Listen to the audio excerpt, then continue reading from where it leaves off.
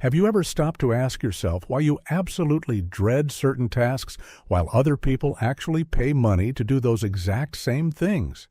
Why does a wealthy executive pay thousands of dollars to go to a specialized retreat where they chop wood, carry water, and sleep on the hard ground, the exact same activities that a medieval peasant would have considered grueling, miserable labor? Why does spending 8 hours entering data into a spreadsheet feel like a soul-crushing prison sentence, while spending 8 hours grinding for virtual gold in a video game feels like an incredible adventure? The physical output of energy is exactly the same. The time spent is exactly the same. But the psychological experience is entirely different. Most of us walk through our entire lives as victims of our own perception. We allow society, our bosses, and our environment to dictate to us what is work and what is play. We allow the external world to tell us what is valuable, what is tedious, and what we should desire. And as a result, we spend 80% of our lives doing things we hate, waiting for the 20% of our lives where we are finally allowed to play. But what if you could hack that mechanism? What if you could flip the psychological switch inside your own brain and the brains of everyone around you to turn obligations into privileges? What if you could rewrite the rules of human desire? Over 140 years ago, Mark Twain wrote a book that most people completely misunderstand. It is widely categorized as a lighthearted children's story about a barefoot boy running around Missouri in the 1800s. The book is The Adventures of Tom Sawyer. But if you read this book through the lens of behavioral psychology, cognitive science, and philosophy, a terrifyingly brilliant truth emerges. Mark Twain did not just write a story about childhood. He wrote a definitive, master-level textbook on the psychology of persuasion, the framing effect, and the manipulation of human desire. Tom Sawyer is not just a mischievous kid. He is a master architect of reality. If you have ever felt trapped by your obligations, if you struggle to find motivation, or if you simply want to understand the invisible psychological levers that control human behavior, you need to hear this. By the end of this video, you will understand the exact cognitive biases that govern what we want and why we want it. And I am going to give you a specific, actionable framework to completely re-engineer the way you interact with the world. Adjust your focus, clear your mind, and let's begin. Section 1. The Whitewashed Fence and Cognitive Reframing. To understand the power of psychological framing, we must look at the most famous scene in the entire novel, which also happens to be one of the greatest psychological experiments ever put to paper. It is a beautiful Saturday morning. The sun is shining, the birds are singing, and every boy in the village is entirely free to go swimming, fishing, and playing. Everyone except Tom. Tom has been caught playing hooky, and his Aunt Polly has sentenced him to a brutal, spirit-crushing punishment. He must spend his entire glorious Saturday whitewashing a massive board fence. 30 yards of broad board fence, 9 feet high. When Tom looks at the bucket of white paint and the massive wall of wood in front of him, he is overwhelmed with a deep, existential despair. Twain writes that life to him seemed hollow and existence but a burden. He begins to paint, miserable, dreading the moment when the other boys will walk by and mock him for having to work while they get to play. This is the state most adults live in permanently. We look at our tasks, our jobs, and our obligations as a massive, unpaintable fence. We are victims of our circumstances. Tom tries to bribe the other kids to do it. He offers them his marbles, his toys, his pocket trash. It doesn't work. The other kids want nothing to do with it. Why? Because Tom is trying to trade physical commodities for their freedom, and freedom is always more valuable. But then Tom has a breakthrough, a magnificent, terrifying psychological epiphany. A boy named Ben Rogers comes walking down the street. Ben is eating a crisp, delicious apple, and he is pretending to be a steamboat captain. He is the picture of pure, unadulterated freedom. Ben stops, looks at Tom, and begins to taunt him. "Hello, old chap. You gotta work, hey?" Now pay very close attention to what Tom does next. Tom does not get angry. He does not look sad. He does not complain. Instead, he steps back from the fence, looks at it with the eye of an artist, gently sweeps his brush, and steps back to admire his stroke. He acts as if he is performing the most delicate, important, and fascinating task in the entire world. Ben stops mocking him. He gets confused. He asks Tom again about the work. Tom turns to him and says, "What do you call work?" Ben says, "Why, ain't that work?"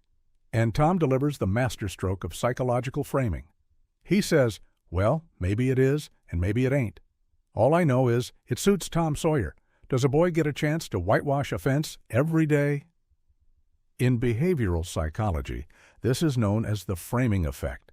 The framing effect dictates that people react to a particular choice in completely different ways depending on how it is presented. Tom has just taken a task that society universally agrees is a miserable punishment, and by changing his physical posture, his tone of voice, and his vocabulary, he has reframed it as an exclusive, high-status privilege. He didn't change the fence. He didn't change the paint. He changed the perception of the paint. Suddenly, Ben Rogers stops pretending to be a steamboat. The apple in his hand doesn't seem so sweet anymore. He watches Tom paint. He becomes mesmerized. The frame has shifted so completely that Ben actually begs Tom to let him paint. Tom plays hard to get. He says, "No, Aunt Polly is awful particular about this fence. It's got to be done very careful." Now, Ben is desperate. He offers Tom his apple, his most prized possession, just for the privilege of doing Tom's grueling labor. By the middle of the afternoon, Tom is sitting in the shade, eating the apple, and watching a line of boys who have literally paid him their entire life savings of toys, marbles, and firecrackers just for a chance to paint the fence. The fence gets 3 coats of paint, and Tom is wealthy. This is not a cute trick. This is the fundamental algorithm of human desire. Value is entirely subjective. It is a hallucination. If you act like a victim, the world will treat your tasks like a punishment. But if you frame your existence as a rare, exclusive privilege, the world will line up to buy what you are selling. Section 2. The Law of Human Desire and Artificial Scarcity. Mark Twain pauses the narrative after the fence scene to deliver a philosophical thesis that should be taught in every psychology and business school in the world. Twain writes, "He had discovered a great law of human action without knowing it, namely that in order to make a man or a boy covet a thing, it is only necessary to make the thing difficult to attain." He goes on to say, "Work consists of whatever a body is obliged to do, and play consists of whatever a body is not obliged to do." Let's unpack the immense weight of this statement, because it holds the key to your happiness and your success. Think about the modern psychological concept known as the overjustification effect. In psychology, there are 2 types of motivation: intrinsic and extrinsic. Intrinsic motivation is when you do something because you genuinely love it, like painting, playing a sport, or writing. Extrinsic motivation is when you do something for an external reward, like money, status, or to avoid punishment. The overjustification effect occurs when you take someone who intrinsically loves doing an activity and you start paying them to do it. Almost immediately, their brain recategorizes the activity. It goes from play to work. Because they are now obliged to do it for the money, the joy evaporates. The exact same physical action that used to bring them peace now brings them stress. How many of you have experienced this? You had a hobby you loved: baking, photography, coding, and someone told you you should turn that into a side hustle. You monetized it, you added obligation to it, and within 6 months, you completely despised it. You fell victim to the overjustification effect. You allowed the external world to reframe your play into work. Tom Sawyer reversed this process. He took something that was entirely extrinsic, a forced punishment, and by applying the principle of scarcity, he triggered intrinsic desire in the other boys. Scarcity is the driving engine of the modern economy. Why is a diamond worth thousands of dollars while a piece of quartz is worth nothing? They are both just shiny rocks dug out of the dirt. The diamond is valuable only because the diamond cartel strictly controls the supply, creating the illusion that they are incredibly difficult to attain. Why do luxury brands burn their unsold inventory instead of putting it on discount? Because the moment the clothing becomes easy to attain, it loses its psychological value. Tom told Ben Rogers, "Aunt Polly is awful particular about this fence. He created an artificial barrier to entry. He made the work seem scarce. Look at your own life. How often are you making yourself too available? How often are you giving away your time, your energy, and your expertise to people who do not value it, simply because you are terrified of saying no? When you say yes to everything, you destroy your own value. You become the discounted clothing, you become the quartz. But when you establish strict boundaries, when you act as if your time is deeply valuable and heavily guarded, people will intuitively begin to respect you more. They will covet your time simply because it is difficult to attain. You must learn to control the frame of your own life. If you treat your skills, your presence, and your work as high-status privileges, the world will eventually reflect that value back to you. Section 3. The Tragedy of the Serious Adult and the Reality Distortion Field. As we move deeper into the novel, we encounter another profoundly important psychological trait of Tom Sawyer, his absolute, unrelenting commitment to his own imagination. Tom lives in a dusty, boring, mundane little town in Missouri, but he does not experience it that way. Through the sheer force of his own will, Tom transforms the woods into Sherwood Forest. He transforms the river into a pirate-infested ocean. When he and his friends play Robin Hood or pirates, Tom insists that they follow the rules he has read in romantic literature to the exact letter. When Joe Harper breaks character, Tom stops everything. He refuses to let the mundane reality puncture his crafted illusion. We look at this and we smile, calling it childish imagination. But let's look at it through the lens of high-level success.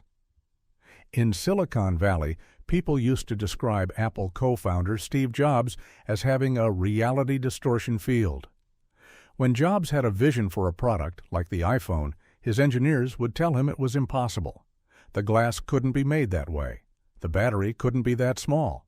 But Jobs would simply refuse to accept their version of reality. He would assert his vision with such absolute, unwavering conviction that the engineers would eventually doubt their own limitations and figure out how to make the impossible happen. Jobs forced the world to conform to his imagination. This is what Tom Sawyer is doing. He is applying a reality distortion field to St. Petersburg, Missouri. Now, look at the adults in your life. Look at the people you work with. We have created a society that praises the serious adult. The serious adult is someone who has completely murdered their own imagination. The serious adult only looks at what is practical, what is logical, and what is currently in front of them. The serious adult never dreams, never plays, and never attempts the impossible because they are terrified of looking foolish. The philosopher Friedrich Nietzsche wrote, "In every real man a child is hidden that wants to play." When we abandon our ability to play, we abandon our ability to innovate. Play is not a luxury.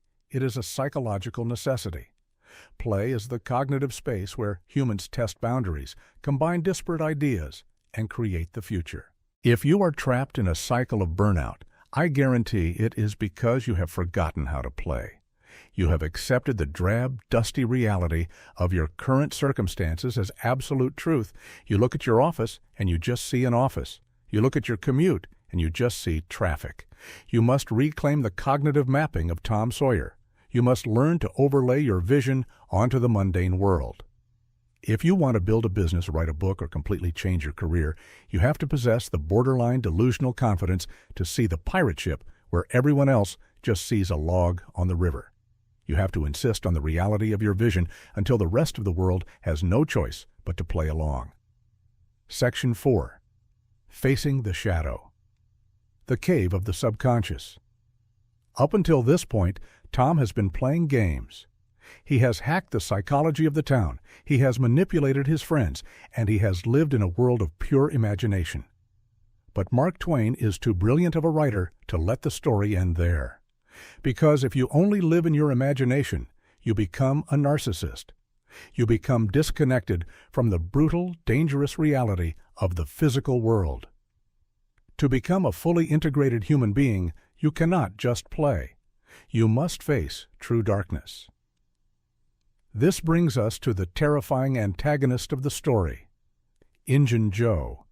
Injun Joe is not a game. He is a real, violent, murderous criminal. Tom and Huck accidentally witness Injun Joe commit a murder in the graveyard at midnight. Suddenly, the boys' pretend games of pirates and robbers are shattered by the visceral horror of real-world violence. Psychologically, Injun Joe represents what Carl Jung called the shadow. The shadow is the dark, repressed, animalistic, and violent part of the human psyche. It is the darkness that exists in the world and the darkness that exists inside of ourselves. Most people spend their entire lives running from the shadow. They pretend bad things don't happen. They numb themselves with alcohol, mindless entertainment, and consumerism so they don't have to face the terrifying fragility of existence. Tom tries to run from it, too. He makes a blood oath with Huck to never tell anyone what they saw. But his conscience, his integrated self, won't let him sleep. In a moment of profound maturity, Tom takes the stand in the courtroom and testifies against Injun Joe, saving an innocent man's life. He faces the shadow. But the final test of the psyche comes at the end of the book. Tom and his crush, Becky Thatcher, wander into McDougal's cave during a picnic. They lose their way. Their candles burn out. They are trapped in absolute pitch-black darkness, miles underground, with no food and no water. And to make matters worse, Tom discovers that the murderous Injun Joe is hiding in the exact same cave. In mythology and psychology, the cave is the ultimate symbol of the subconscious mind. It is the abyss. It is the belly of the whale in Joseph Campbell's hero's journey. When you strip away all of your social framing, all of your clever persuasion tactics, and all of your imaginative games, what is left? When you are plunged into the darkness of a real crisis, a bankruptcy, a divorce, the death of a loved one, a terminal diagnosis, who are you? Inside the cave, Becky Thatcher gives up. She sits down in the dirt and waits to die. She allows the external circumstance to entirely crush her spirit. But Tom Sawyer does not. Even in the face of absolute despair, Tom refuses to surrender his agency. He takes out a kite line. He ties it to a rock, and he begins to blindly crawl through the dark, feeling the walls, pushing into the terrifying unknown, risking falling into bottomless pits, searching for a way out. This is the ultimate lesson of resilience. You will face the cave in your life. You will be plunged into periods of deep darkness where your resources are exhausted and the shadow is hunting you. In those moments, you cannot rely on positive thinking or clever framing. You must rely on raw, relentless forward motion. You must tie your string to a rock, meaning anchor yourself to your core values, and you must crawl into the dark. Because Tom takes action, he eventually sees a tiny speck of daylight. He pushes through a crack in the rock and saves both of their lives. He conquers the labyrinth of his own subconscious. He integrates the trauma, survives the shadow, and emerges from the earth completely reborn. Section 5. The Reality Architect Protocol, Your Action Plan. We have analyzed the cognitive reframing of the fence, the psychological mechanism of desire, the necessity of the reality distortion field, and the terrifying journey into the subconscious cave. But watching this video and simply nodding your head is not enough. Insight without action is just entertainment. If you want to actually rewire your brain and take control of your life, you need a system. I have synthesized the psychological lessons of Mark Twain into a framework I call the Reality Architect Protocol. This is a 21-day psychological challenge. If you execute these 3 steps over the next 3 weeks, you will fundamentally alter the way the world responds to you. Step 1. The obligation flip, the whitewash technique. Starting tomorrow morning, I want you to identify the one task you dread the most. Maybe it's a massive project at work. Maybe it's going to the gym. Maybe it's doing your taxes. Notice the language your brain uses. Your brain will say, I have to do this. I am forced to do this. For the next 21 days, you are going to aggressively intercept that thought and reframe it. You are going to change your vocabulary from obligation to privilege. Instead of saying, I have to go to the gym, you will say, I get to push my physical body to its absolute limits today. Instead of saying, I have to write this report, you will say, I have the opportunity to showcase my mastery on this document. Change your posture. Stand up straight. Approach the boring task with the delicate care of an artist. When you change the frame, you change the neurochemistry in your brain. You will literally begin to experience dopamine hits from the things you used to hate. You are going to whitewash your own mental fence. Step 2. The scarcity audit. This week, you must audit your availability. Where are you bleeding value? Who are you giving your time and energy to that does not respect it? For the next 21 days, you must practice the power of the no. If someone asks for your time and it does not align with your core vision, decline it politely but firmly. Create artificial scarcity around your energy. Do not reply to work emails at 11 p.m. Do not agree to every social obligation. When you protect your time as if it is a highly coveted resource, your boss, your friends, and your family will begin to treat it as such. You must make your attention difficult to attain. Step 3. Intentional play, the cave preparation. You cannot wait for the crisis of the cave to test your resilience. You must strengthen your imagination and your psychological flexibility right now.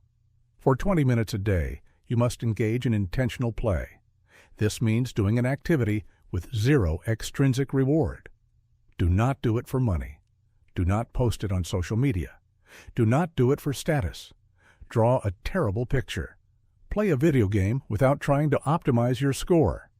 Read a fiction book. Go for a walk without a podcast. Reconnect with the natural mind that does not care about productivity.